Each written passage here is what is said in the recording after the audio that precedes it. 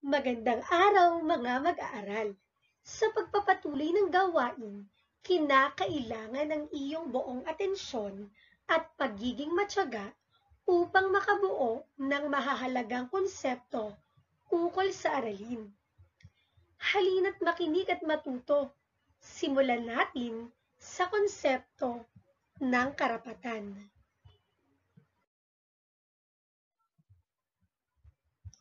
Ano nga ba ang karapatan? Ito ay ang kapangyarihang moral na gawin, hawakan, pakinabangan, at angkinin ng mga bagay na kailangan ng tao sa kanilang estado sa buhay. At alam mo ba, kaakibat sa karapatan ng isang tao ang obligasyon ng kanyang kapwa na igalang ito. Kapag nilabag ang karapatang ito, magkakaroon siya ng damdamin ng pagsisisi.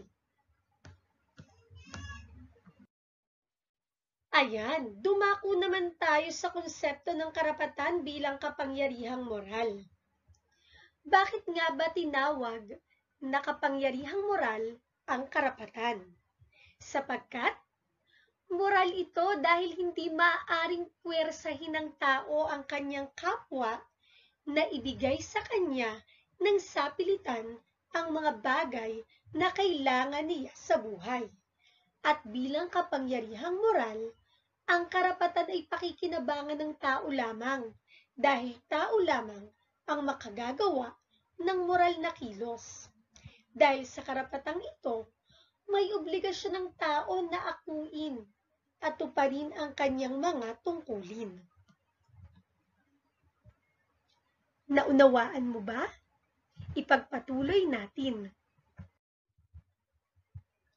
Ngayon naman ay unawain natin ang ilan sa mga karapatan ng bawat batang Pilipino. Ito kayang mga ito ay inyong mga natatamasa?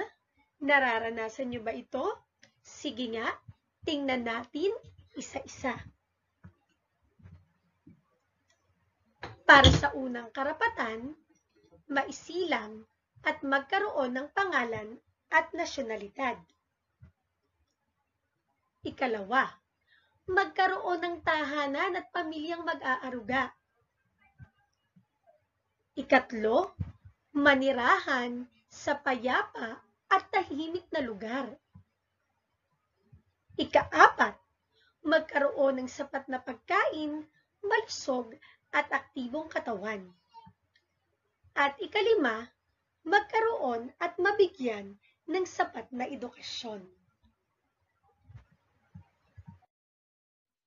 Narinig mo na ba ang katagang, with great power comes great responsibility?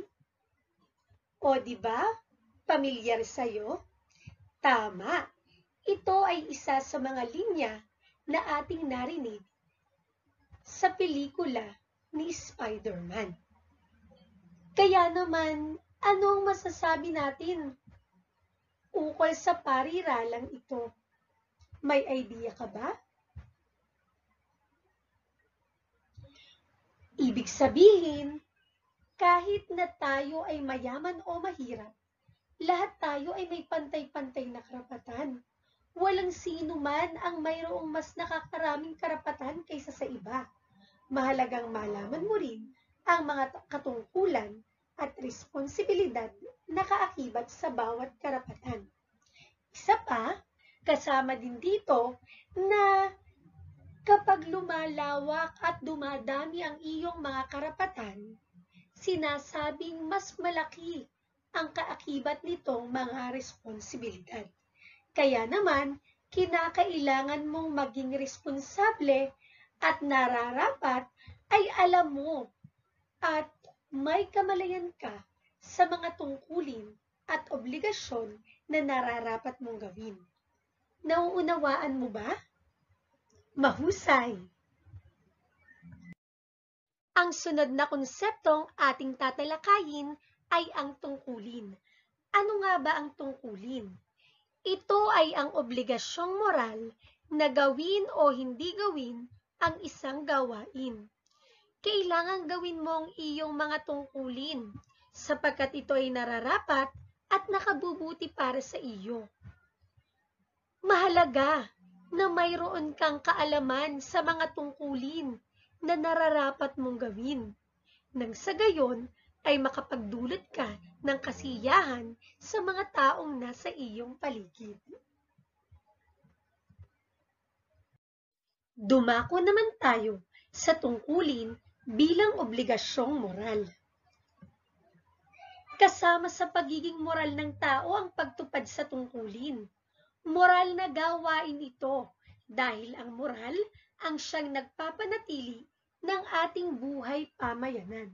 Sa makatwid, ang pagtalikod o hindi pagtupad sa mga tungkulin ay pagsalungat sa buhay pamayanan na may malaking epekto sa sarili at sa mga ugnayan. Kaya kung iyong napapansin, kapag hindi ka nakakatupad sa iyong mga tungkulin, sa sarili, sa pamayanan, sa tahanan, sa iyong kapwa, ay tila ba parang may kulang. Ngunit kapag nakakumpleto ka o di kaya'y kapag naisagawa mo iyon, ay nagdudulot ito ng kasiyahan sa iyong sarili at maging sa iyong kapwa. O di ba?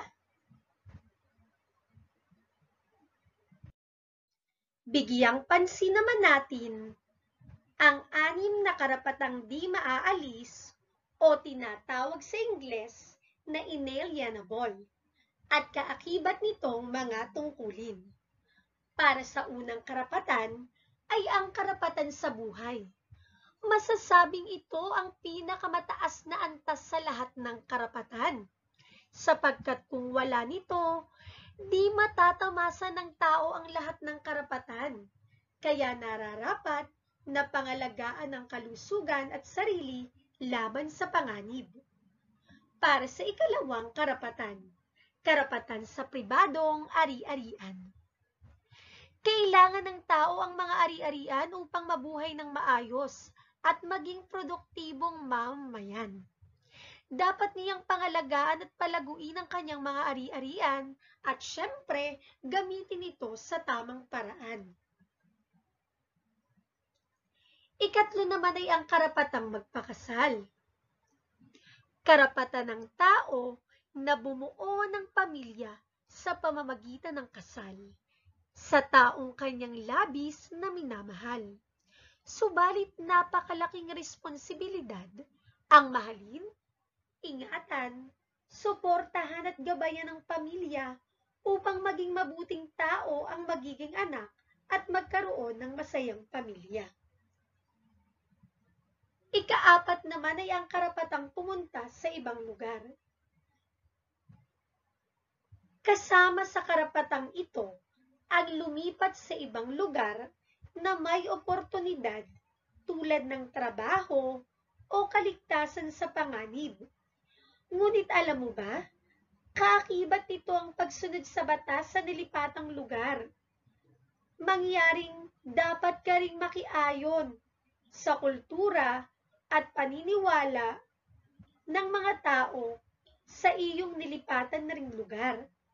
Magkaroon na rin ng limitasyon sa mga gawain, lalo na't nasa labas ng tahanan at sa mga pampublikong lugar. Ito naman ang ika-5 karapatan, ang karapatan sa pananampalataya. May kakayahan kang pumili ng relihiyon na nais mong salihan at maisabuhay ang mga itinuturo nito. Kaugnay din dito, igalang ang relihiyon at paraan ng pagsamba ng ibang tao na may iba ring paniniwala at relihiyon. At para sa huling karapatang di maaalis, ito ay ang karapatang maghanap buhay. Karapatan ng taong magtrabaho at maging malaya laban sa diskriminasyon sa mundo ng paggawa. Ano man ang kulay, lahi, hitsura, o kasarian. Nararapat na magpunyagi sa paggawa at magpakita ng kahusayan at katapatan sa paglilingkod sa tungkulin. Tandaan, kaakibat sa karapatan ng isang tao sa kanyang kapwa, na igalang ito at obligasyon niyang tuparin ang kanyang mga tungkulin. Mahalagang natayahin ang sarili kung paano napaunlad mo ang mga kaloob ng Diyos sa pamamagitan ng pagtupad ng iyong mga tungkulin at paglilingkod sa lipunan. Nawa ay may natutunan ka sa maikling bidyong ito. Makatutulong ito upang maisakatuparan ang mga susunod pang gawain. Maraming salamat sa pakikinig.